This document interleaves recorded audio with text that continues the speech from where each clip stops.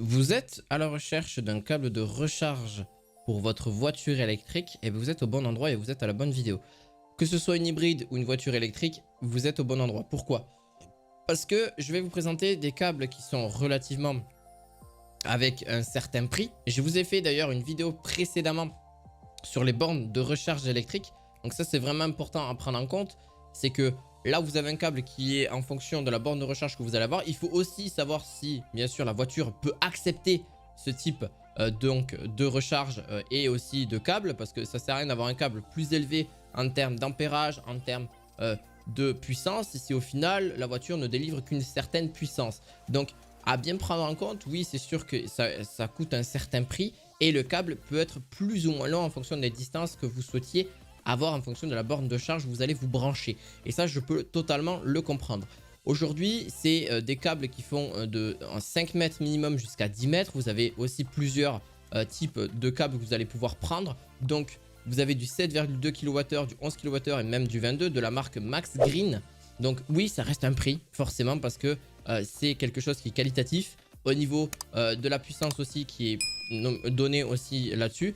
On a donc du 16 ampères, on a du 32 ampères, donc faire bien attention en fonction de ce que vous avez besoin. Vous retrouverez les liens en description de cette vidéo. N'hésitez pas à mettre un petit pouce bleu et à vous abonner à cette chaîne. C'est très important pour ceux qui veulent suivre les objets quotidiens que je vais vous présenter. Et donc là, pour celle-ci, clairement, c'est toujours un plus d'avoir un câble qui est relativement long parce que des fois, on n'a pas envie de se garer en arrière ou en avant, peu importe, et c'est vraiment une prise de tête à chaque fois parce que si le câble est trop court, en fonction de là où se situe notre réservoir, entre guillemets, vous m'avez compris, pour recharger la voiture, et bien oui, forcément, il va y avoir des prix plus ou moins équivalents. Donc 7,2 kWh, 11 kWh et 22 kWh, c'est ce que vous allez pouvoir prendre en fonction de la charge ou la puissance que vous voulez avoir. Ça va du 16 ampères au 32 ampères, on a aussi du type 2 à type 2. Donc c'est vraiment à prendre là-dessus, c'est du monophasé au niveau de celle-ci, donc si c'est du type 2 à type 2.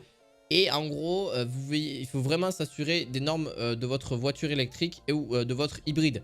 Parce que si ça dépend comment vous rechargez, généralement soit vous vous renseignez sur internet par rapport à votre type de véhicule avec l'immatriculation, ou soit carrément vous avez normalement un mode d'emploi sur la voiture, c'est soit dans la boîte à gants ou soit à l'arrière dans le coffre. Mais généralement, on vous a expliqué ça en amont. Ou alors si on ne me l'a pas expliqué et vous ne savez pas comment ça fonctionne, je vous conseille d'aller voir un professionnel. C'est toujours mieux pour vous renseigner. Et si encore vous n'arrivez pas à comprendre ou à retenir ceci, c'est un conseil que je peux vous donner, vous prenez des notes. C'est toujours génial de prendre des notes pour comprendre un petit peu comment ça fonctionne. Et au moins, vous n'êtes pas perdu. Parce que au moins là-dessus, donc du 32 ampères, voilà, on se dit mais qu'est-ce que c'est? Non, c'est le stockage, enfin c'est la capacité que pourra recharger certaines voitures, mais c'est des normes qui sont universelles en général. Et donc un câble de 10 mètres, c'est toujours mieux qu'un câble de 5 ou 3 ou 4 mètres. Bon, c'est pas énorme. Donc 10 mètres, au moins vous êtes tranquille. C'est sûr que ça prend une certaine place dans le coffre de votre voiture ou voilà, en termes de rangement, mais au moins vous êtes tranquille. Parce que oui, c'est sûr, c'est le seul petit bémol en fait des voitures électriques, c'est qu'on doit toujours se prendre, enfin se traîner, excusez-moi du terme, mais c'est vrai, un câble. Parce que voilà, aujourd'hui, toutes les bornes de charge ne sont pas forcément équipées de ce type de câble parce que généralement, il va falloir se brancher sur la charge que vous souhaitiez là-dessus. On a aussi la marque Bockmann T2, donc c'est marque Bockmann qui fait ça. Donc pareil, vous avez une petite pochette avec pour ranger le câble, donc c'est assez pratique. On a aussi différentes puissances, donc 22 kWh, 11 kWh ou 7200 kWh, donc enfin watts, vous m'avez compris. 1 kWh, donc ça fait 7,2 kWh. On a pareil des câbles en fonction, là je vous ai pris 5 mètres, mais c'est parce que le prix est relativement plus bas. Mais vous pouvez aller à 10, 8 ou 3,5 mètres en fonction de l'utilisation que vous en faites.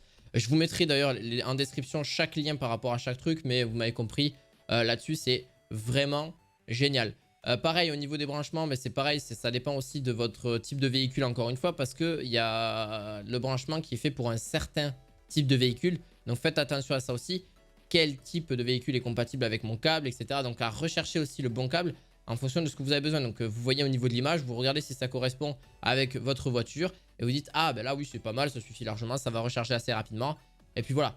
Et généralement ça va pas, c'est ça qui peut augmenter aussi la charge. Donc si vous avez des bornes à côté de chez vous, dans un magasin ou dans un parking, oui, Et bien, si vous avez un câble qui est relativement équipé et fiable et vraiment respectueux au niveau de la puissance, eh bien, vous allez avoir la puissance qui va être donnée. Après, il y a certaines bornes qui, malheureusement, quand il y a plusieurs personnes qui sont branchées dessus, vont malheureusement diviser par 2 leur puissance. Enfin, ça dépend en fait des bornes au niveau des charges électriques.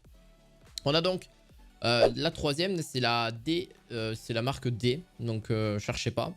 C'est en fait, c'est la marque D, tout simplement, que je vous mettrai en troisième lien dans la description.